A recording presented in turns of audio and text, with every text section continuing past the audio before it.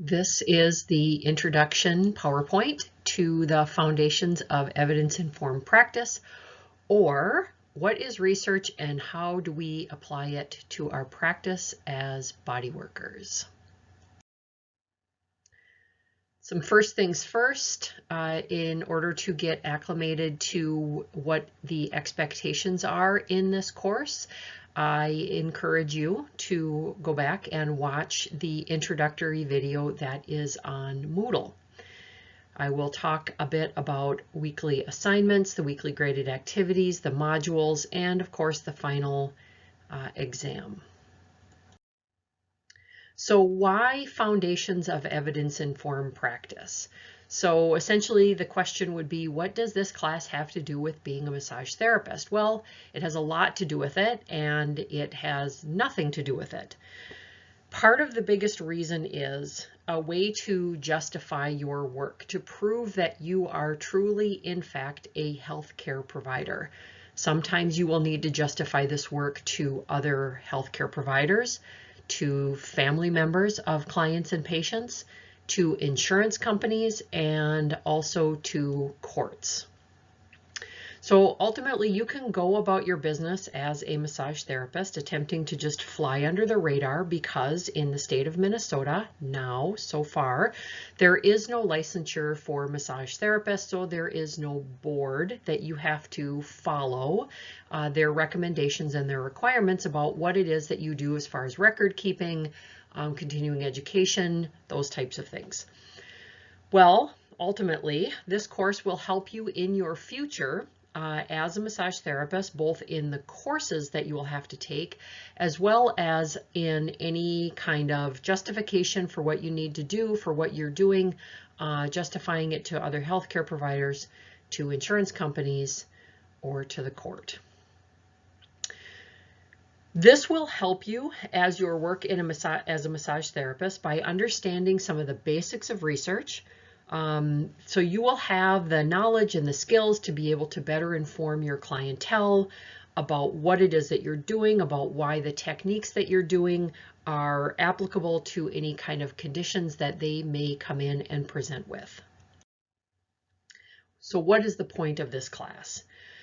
You are training for a career as a healthcare professional. You're not a masseur, you're not a masseuse, you're not a massage practitioner, you are a massage therapist. You have truly an expanded knowledge base beyond what is done in kind of traditional trade school massage therapy. This allows you a higher level of ability to be able to communicate with other providers. Ideally, one of my hopes is that you as practitioners will begin to contribute to the field as far as research and knowledge that we have around why massage therapy is an awesome practice and that it is truly a health care service. And it also helps you to make appropriate decisions about client care, both for the treatment that you will be providing, as well as any referrals that you need to make to other healthcare providers.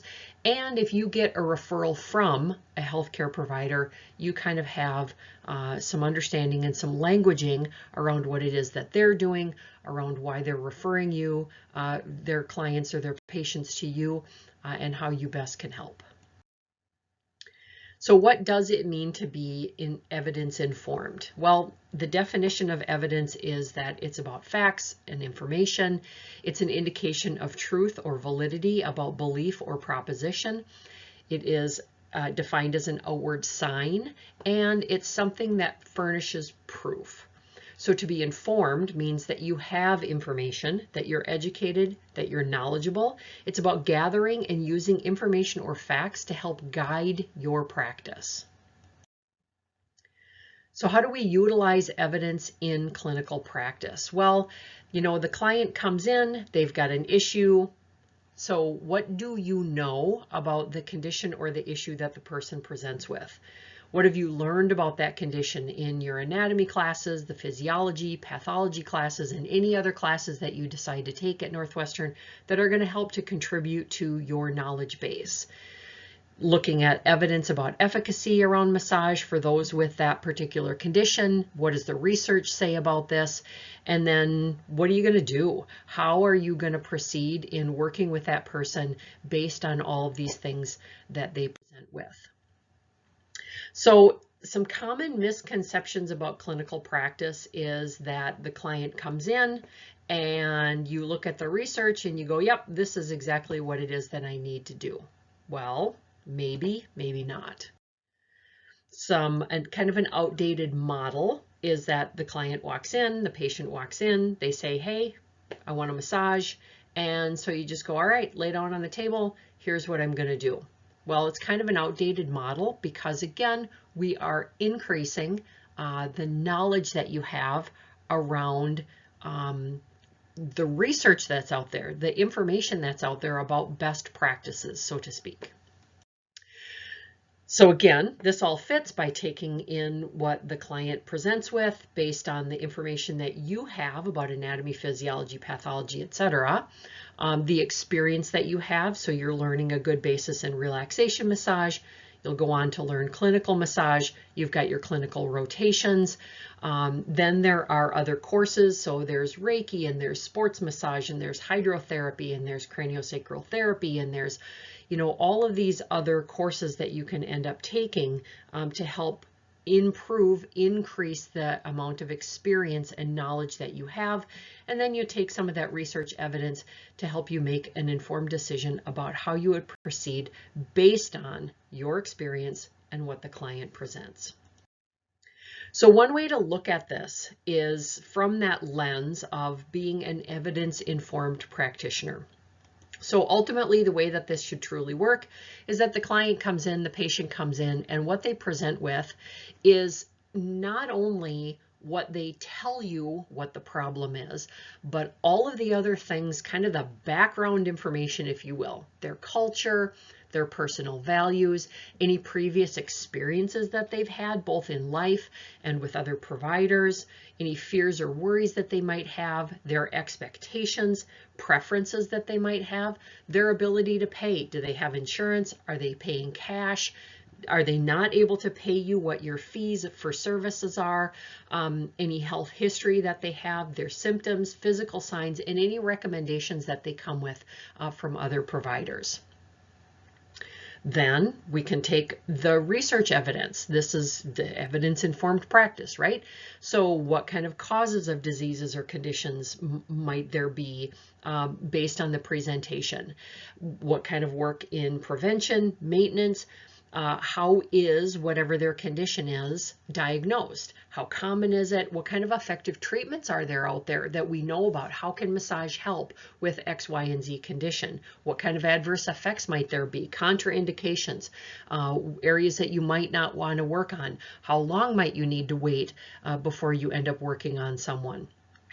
Taking all of those things into consideration from a very clinical perspective. And then we take your clinical experience. So again, the skills, the knowledge that you have, what you learn in your education, as well as other areas of interest, and the types of things that you bring with you based on your previous life experiences. What this all kind of comes down to is you take all of these things into consideration, which helps you to start to define and describe what your treatment plan proposal is. You're taking all of these things into consideration based on how the patient presents, what they're coming in with, again, with taking into consideration all the other background pieces, taking that research, taking that evidence about the causes of those diseases, how is it best treated, and then taking in your clinical experience. So ultimately what all of this comes together is your proposal. Here is what I recommend that be done in your treatment session, the initial session, and then as well as more long-term things.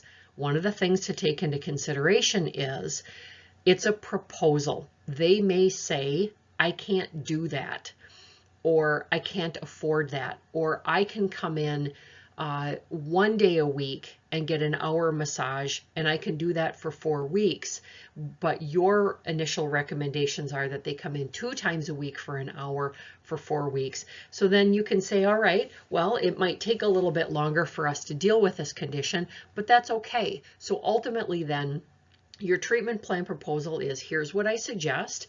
The patient comes back and says, you know, I can't do that, but I can do this. And so then you can either agree or disagree with that. And that ultimately is what comes down to your actual treatment plan. So some basic principles of research. These are some things for you to just take into consideration when you are gathering evidence about how you are going to treat that person based on, again, kind of their entire background and everything that they bring with, based on some of your clinical work and then the research. So let's start focusing in on some of those basic principles of research. One of the things you've probably heard is this word hypothesis. Ultimately, what that means is it's a question to be answered. It's an idea which is suggested as a possible explanation for a particular situation, but which has not yet been proven to be correct. We also have something that's systematic. So ultimately, good research is systematic.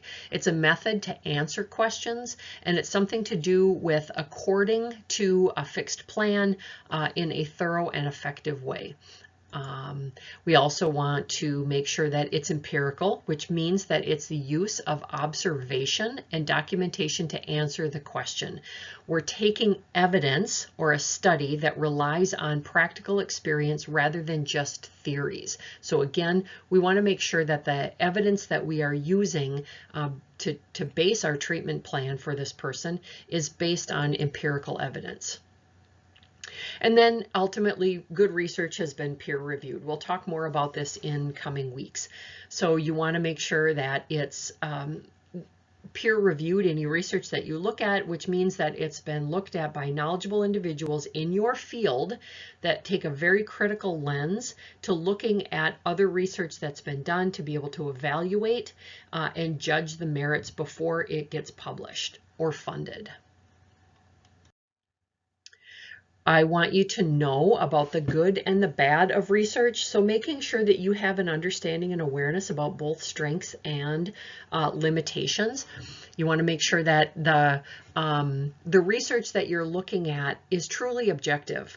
You want to make sure that it's been analyzed through statistical analysis, and we'll talk more about this in the differences between qualitative and quantitative research. Some of the strengths of research are that it evolves, it leads to new research, and it goes through a peer review process. Some of the limitations may be that it's focused on a very small group of people and it lacks generalizability out to the greater population. Research can be very time consuming depending on the design of the study. It can be very expensive. There can be bias, both on who is paying for it as well as who is conducting the research. And then there could be preference of funders. Funders might say, I don't like what it is that you're going towards. I'm not going to give you any money to do that kind of research.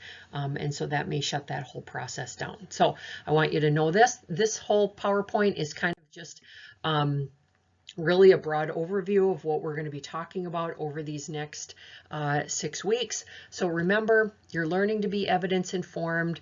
We talked a little bit about what this means, what are some of the factors that contribute to being evidence informed, learning about some of the basic principles of research, and then what are some of the strengths and limitations. So this is PowerPoint number 1. Make sure to complete PowerPoint number 2 for more information about what's happening this week and what our expectations of you.